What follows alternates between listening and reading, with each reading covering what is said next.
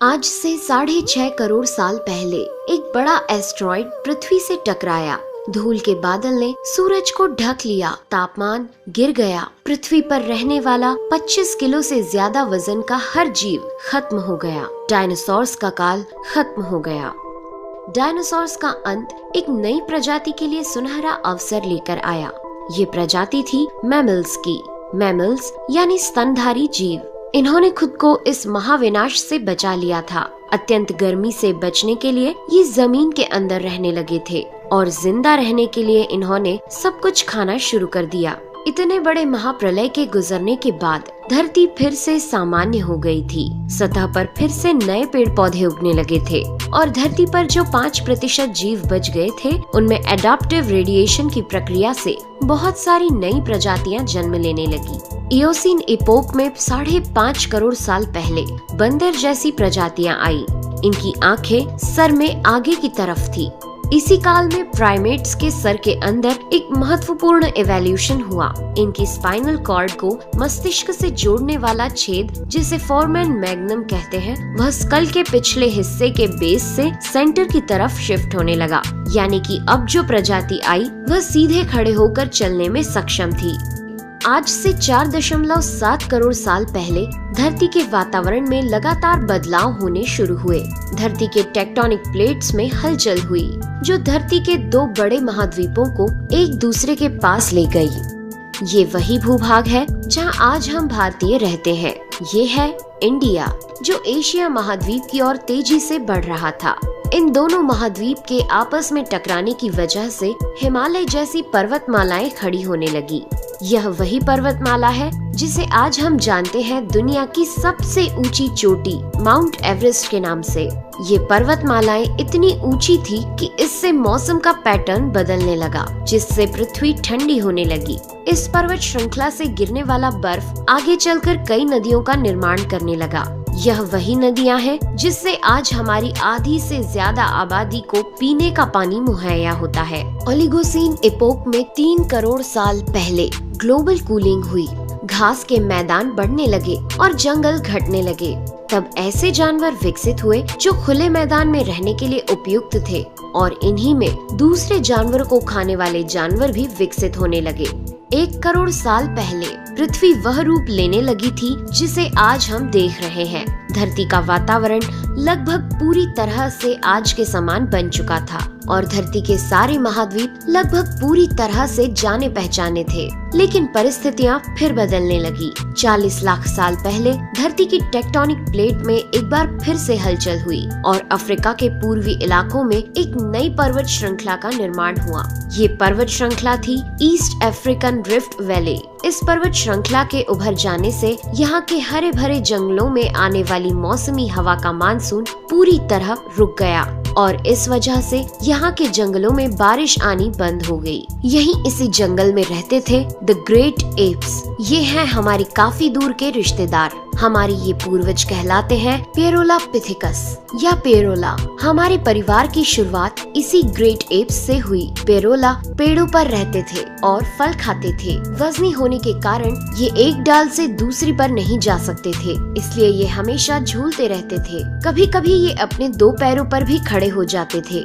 ये चल सकते थे। आम धारणा के उलट सीधे चलने की क्षमता जमीन पर नहीं बल्कि टहनियों पर विकसित हुई। बाइपेडलिज्म यानी 2 पैरों पर चलना इंसानों की नहीं बल्कि एप्स की खोज थी। आगे चलकर ये ग्रेट एप्स जलवायु और जगह के अनुसार बदल गए। कुछ चिंपैंजी और गोरिल्ला में विकसित हुए, कुछ इंसानों में विकसित होने शुरू हुए। वो पूरे अफ्रीका में फैले हुए थे। बारिश के बंद हो जाने से यहाँ के जंगल सूख गए, जिसका सबसे ज्यादा असर इन एप्स पर पड़ा।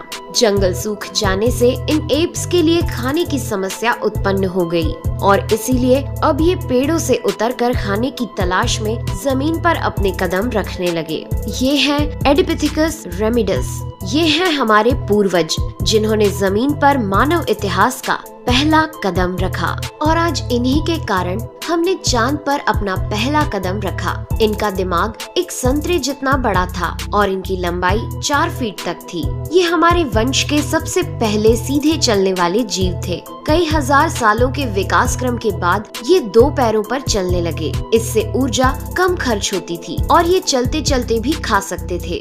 2 पैरों पर चलने से अब ये सीधे खड़े होकर दूर दूर तक नजर रख सकते थे। समय के साथ साथ विकास की प्रक्रिया चलती रही और हमारे पूर्वज धीरे धीरे विकसित होने लगे। 23 लाख साल पहले हमारे पूर्वजों का दिमाग काफी बड़ा हो गया था। ये थे होमो हेबिलियस। इन्होंने पहली बार पत्थर को हथियार की तरह इस्तेमाल करना शुरू किया। जैसे ही इस मामूली से पत्थर पर धारदार किनारा बना, हमारे पूर्वजों के पास एक हथौड़ा आ गया। हमें काटने का हथियार मिल गया, जिससे वह हजारों ऐसे काम कर सकता था जो वह पहले नहीं कर पाता था। पत्थर के इस्तेमाल ने अंगूठे और उंगलियों को मजबूती दी, जिससे हम और अधिक कुशल तरीके से इनका इस्तेमाल करने में सक्षम हो गए। समय बीतने के साथ ही हमारे पूर्वज अब समूह में अन्य जानवरों का शिकार करने लगे थे। ये थे होमो इरेक्टस, जो अन्य जानवरों से ज्यादा होशियार थे। इन्होंने ही सबसे पहले आग का इस्तेमाल करना सीखा। आग की खोज हमारे पूर्वजों के लिए सबसे बड़ी खोज थी। ये उन्हें गर्मी, रोशनी, अंधेरों और जंगली जानवरों से सुरक्षा देती थी और इसी वजह से अब परिवार भी बनने लगे। इन्होंने आग पर मांस को पकाना सीख लिया था।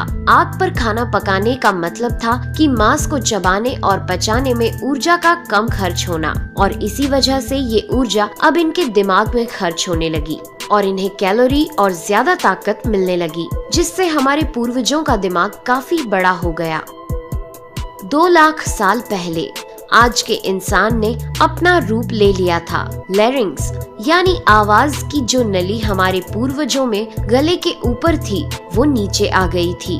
अब हम ज्यादा जटिल आवाजें निकाल सकते थे।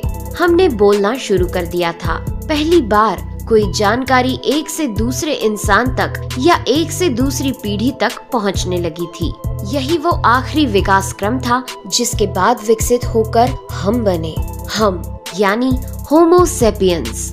1 लाख साल पहले इंसान कहीं भी जा सकता था। हमारे पास फुर्तीले हाथ और प्राचीन हथियार थे। हम बात कर सकते थे, आग को काबू में रख सकते थे। अब हम अपने अफ्रीकन घर को और बड़ा कर सकते थे। महाद्वीप यानी कॉन्टिनेंट खिसके तो अफ्रीका और यूरेशिया जुड़ गए और उससे बनी एक बहुत बड़ी जमीन जिसका नाम था एफ्रो यूरेशिया। इंसानों के दूर दूर जाने से बहुत बड़ा बदलाव आया। अब हम एक महाद्वीप से दूसरे महाद्वीप में रहने लगे। इसकी वजह से हम उन चीजों से बचे हुए थे जिसकी वजह से वानरों के मुकाबले दूसरे बड़े स्तनधारी हमेशा के लिए खत्म हो गए। करीब 50,000 साल पहले आइस एज शुरू हो गया और नॉर्थ पोल से आगे बढ़ने लगा। उसी वक्त इंसान चाइना और ऑस्ट्रेलिया तक पहुंच गया था। 30,000 साल पहले इंसान पहली बार यूरोप पहुंच गए। जब बर्फ अपने चरम पर थी, तब इंसान अपनी खोज में नॉर्थ ईस्ट साइबेरिया के बर्फीली टंडा तक पहुंच गया। आइस एज के इतने कठिन दौर में भी इंसान हर उस हुनर का विकास कर रहा था जिससे कि वो सच्चे मायनों में इंसान बन सके। हमने खुद को उस माहौल में ढाल लिया। हम ज्यादा समझदार हो गए। उसके बाद हमने पूरी दुनिया में अपनी बस्तियां बसा ली। समुद्र किनारे से पहाड़ की चोटियों तक, हरे भरे मैदानों से लेकर पथरीले इलाकों तक हर जगह इंसान थे। हमारा हुलिया, त्वचा, बाल और आँखों का आकार जलवायु और जगह के अनुसार बदल गया। हमने अपनी आवश्यकता के हिसाब से खेती शुरू की और जानवरों को पालना शुरू कर दिया। हमने कस्बों और शहरों का निर्माण शुरू किया। उसके बाद हमारी सभ्यता और संस्कृति का जन्म हुआ।